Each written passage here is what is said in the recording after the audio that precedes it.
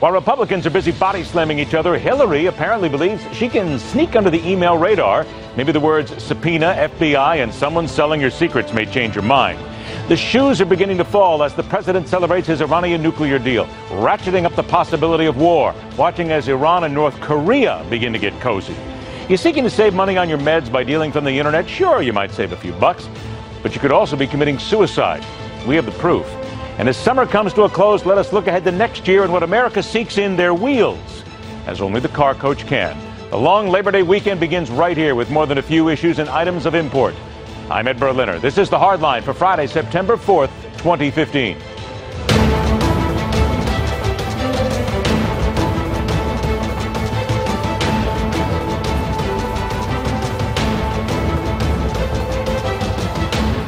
I have said repeatedly that I did not send nor receive classified material, and I'm very confident that when this entire process plays out, that will be understood by everyone. Be upfront. Admit the one person who is truly enjoying the battles between Republicans over what to do about Donald Trump is Hillary Clinton.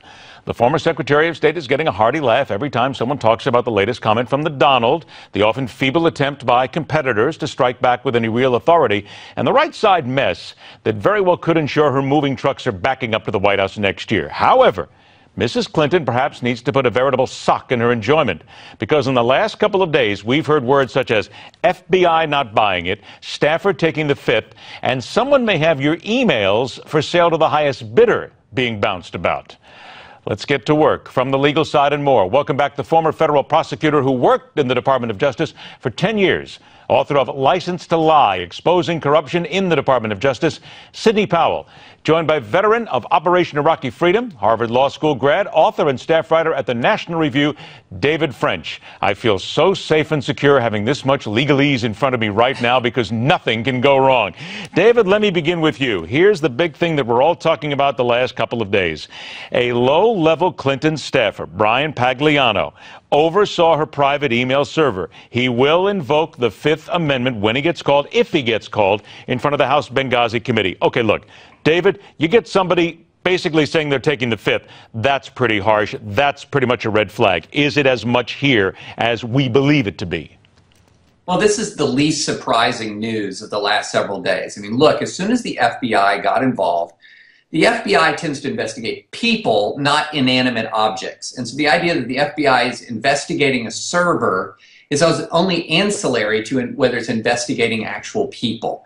And so it's not surprising at all that one of the people who helped set up the server would take the fifth. There's no reason. They have no reason to go and risk legal jeopardy, especially in an atmosphere where we already know that more than 100 of the emails that resided on that server contain classified information.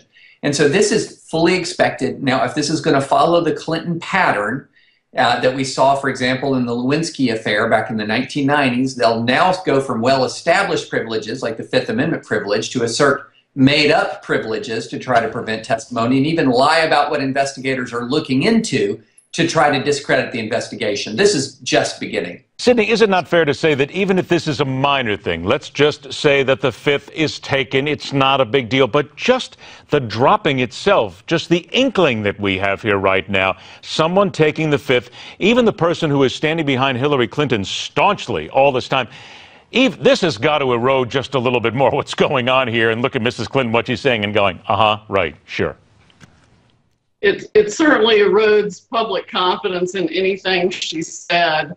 I agree with David. Any competent lawyer would instruct their client under these circumstances to take the Fifth Amendment because the FBI is no doubt investigating everyone in the email chain that had anything to do with the server or Ms. Clinton or her or sent or received emails to her. I imagine the investigation is broadening by the day. And it's only going to get worse because she's obviously lied. Sidney Blumenthal's production of emails already shows that. And then with the hacker or whoever it is having possession of emails now that are obviously evidence, it's just going to get worse for her. I want to talk about the FBI and the hacker here. So, Sidney, let me stay with you because you brought up the FBI first. Now, the FBI probe's begun right now. See if maybe any of the foreign intelligence services may have compromised her server. And she's saying, no problem. But the FBI says, we're not so sure. You have experience. When the FBI gets involved, when they say this, do they already have something? Do you feel they've already got something that's really solid, really good? Now they just want to dig into it and they want to pull that out and make it more solid. If they've been able to get anything off her server, and I would think if anybody can, they can, I am sure they have things that are already solid, and they will be expanding their investigation from there and talking to people who have sent and received her emails and perhaps collecting them from other sources, which I would think they would do as well if there are any that they haven't been able to pull or identify completely. Yeah, I got to believe the FBI just doesn't get involved and say, oh, gee, we have a couple of days handy. Let's see if we can go look at a server while we're sitting here. David, let me bring this to you now with regard to what Sidney intimated a little bit, and that's these emails. RadarOnline.com, let's face it, this is not exactly what you would consider to be Newsmax or any of the big investigative journalist sides here, if you will. It is a website. They've got a person claiming to be a computer specialist, 32,000 emails from Hillary Clinton's private account up for sale for $500,000. I'm going to guess, David, that you've been around long enough, you're not buying it. I'm very skeptical. I'm especially skeptical considering the fact that some of the subject lines that have been advanced by the so-called hacker to prove that they have the emails are some subject lines that have been floating around the internet for months. So there's nothing new in the disclosure that's supposedly offered as proof that the hacker actually has the emails. Is it in the realm of possibility that a hacker has those emails? Yes. It's, I would say, in the realm of probability that someone in China or someone in Russia has been reading those emails nearly from the beginning. But this story, I'm going to be skeptical until I see a little bit more. Sidney, let me ask you, and I'm going to ask David the same question here, but Sidney, let me come to you first here. You're a prosecutor. You're sitting here with all this in front of you right now. You've got it all laid out on your desk. Here's the FBI, here's potential emails, here's what we knew, here's everything that we know, all sitting out in front of you. Would you be salivating as a prosecutor right now, looking at what you've got, knowing more is coming, and I can't wait to prosecute this case? I'd be wanting to proceed very carefully and be very sure of my facts and have the documents in hand because, as you know from my book, License to Lie, I firmly believe that prosecutors have the responsibility to seek justice, not convictions. But this is a case of apparently outrageous abuse of power, complete disregard of the law, violations of the Espionage Act, violations of Sarbanes-Oxley if these emails were destroyed, and it appears that they were, or she attempted to destroy them to keep them from the Benghazi Committee. There are all kinds of criminal violations here, as I wrote in my Observer article, the countless crimes of Hillary Clinton that definitely need to be fully investigated, and I think the evidence is going to be overwhelming once they pull it all together. There is a lot that has to be there. Same thing to you, David. Well, I would agree with everything that she just said. Let me just add this. I have been an attorney, a JAG officer in the military. I have dealt with breaches of security involving classified information. And let's put aside the prosecution piece for a moment, because I think that was about as well stated as it can be stated.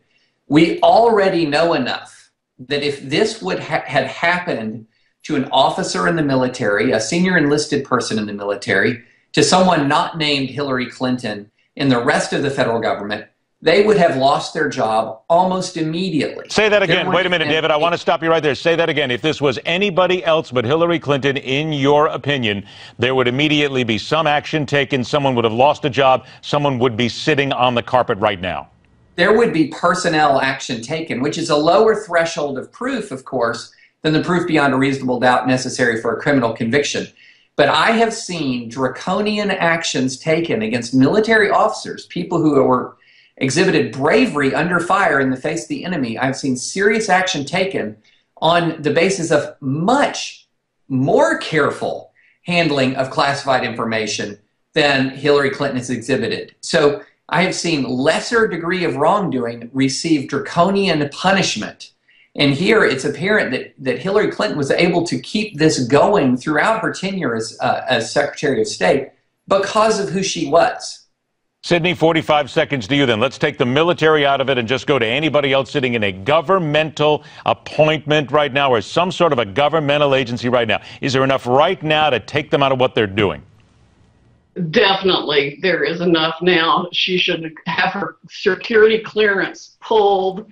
She should be undergoing a full investigation. I agree with everything David said. If her name weren't Hillary Clinton and she weren't running for president, she'd be arrested and probably have been arraigned already. I mean, it's ridiculous the path she's had has been given by the Justice Department, the FBI, the State Department, the White House, and everybody this far. It is an absolute outrage and an offense to every other American, especially those who've been prosecuted already under this statute for far less egregious infractions. All those agencies you mentioned, boy, it sure seems like somebody is got Mrs. Clinton's back, but that'll have to wait for another day. Sidney Powell, David French, always a pleasure to have you on the show. Thanks so much for being here.